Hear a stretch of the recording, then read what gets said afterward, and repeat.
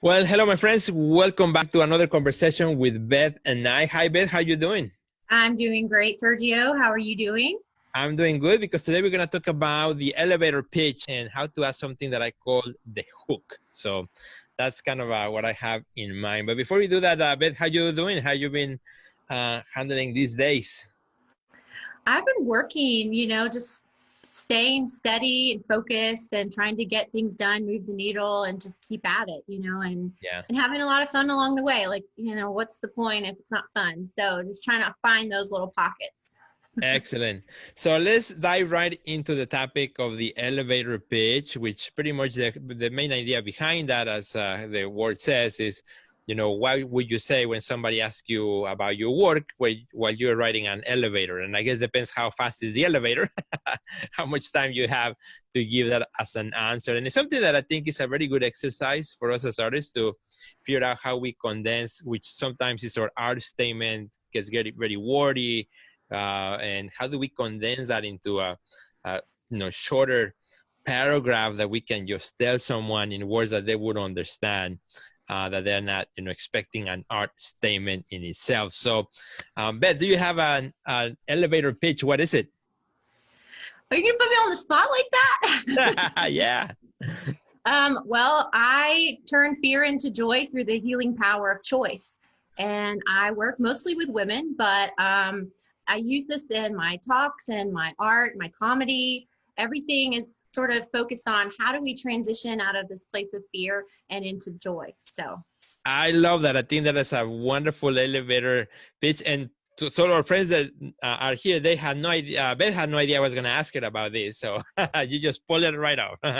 you have to, and it's one of those things that it takes practice and you Yeah. have to tell a lot of people because what you have to start to do is feel like it feels good and right in your body. Because if you are trying to say something about yourself that doesn't necessarily feel like it's completely aligned with what you're doing, it's going to come out that way and people will pick up on that energy. So Absolutely. And, there's something that I like to ask that question a lot of times as a curator and as a gallery owner, when artists come to events or to openings and they introduce themselves, kind of a normal question to ask myself, to ask them is, so what kind of art you make, and tell me a little bit more about it. And you can always tell, when an artist is going around in circles trying to put into words, and having a hard time to communicate that idea. And so pretty quickly, by default, I have a short span of attention.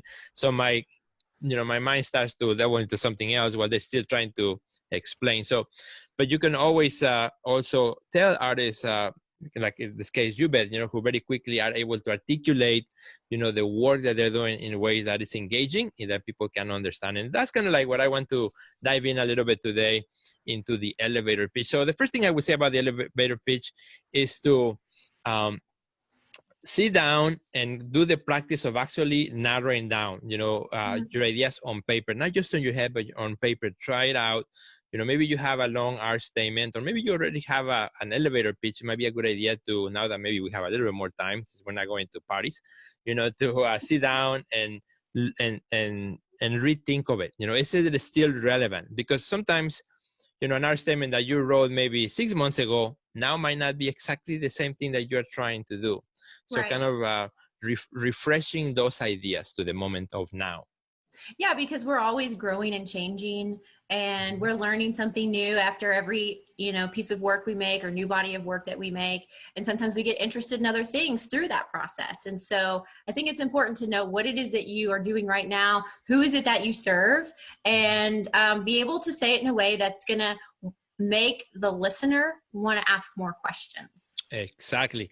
And that actually is the perfect kind of a connection to my next point, which is what I call the hook. Mm. I had, for a long time, heard about the elevator pitch, and then I adapted it too. And of course, I have my own elevator pitch, which pretty much is about my elevator pitches. When somebody asks me what's my work about, I say, well, my work, I do paintings, based on the figure in an abstract way. They're not portraits, but they represent everyone.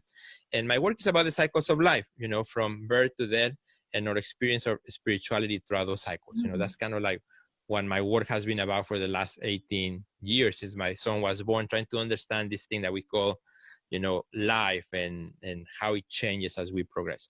And I always kind of ended like right there. So I started to think about what you just said. How can I get the other person engaged in asking and something? So I thought about, well, what if I say something like a little mini story that they would identify with, so that then invites them to that conversation, right? Because sometimes when you say the elevator pitch can be sound like foreign, can be sound, if they're not an artist themselves, they're like, well, that sounds pretty cool, but I'm not an artist. There's a distance, right? So the hook is the idea to now grab you closer.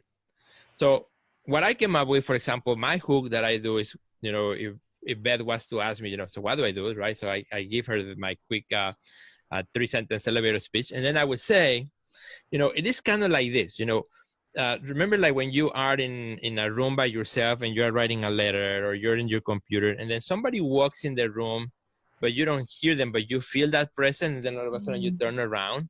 Or when you're driving, right, and you're at the stoplight and then you feel like somebody's staring at you and you're like, wow, that person is looking at you. That moment, that presence is exactly what I try to, explore in my work.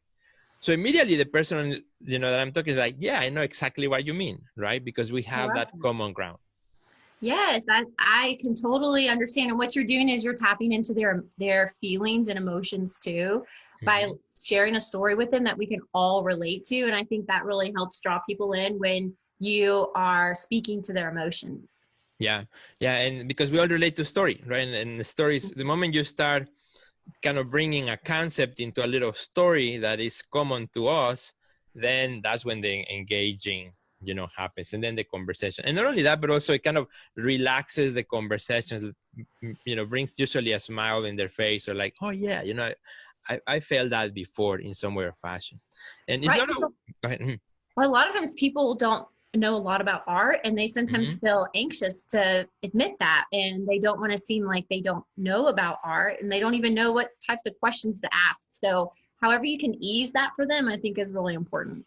Right. And so another point I would like to also suggest to our friends, after that they have already gone through that process of writing all kinds of ideas down, and maybe think about a hook that they could use, then to actually test it, right? Take it out to a difficult crowd. And to me, the most difficult crowd is like a 10-year-old kid who's going to tell you the truth. Thank you. Oh. So, try it with people that with your friends, and yes, with children. You will be surprised sometimes how much children engage on interesting conversations with you. I know I used to tell jokes to my niece and she would say, that's not funny.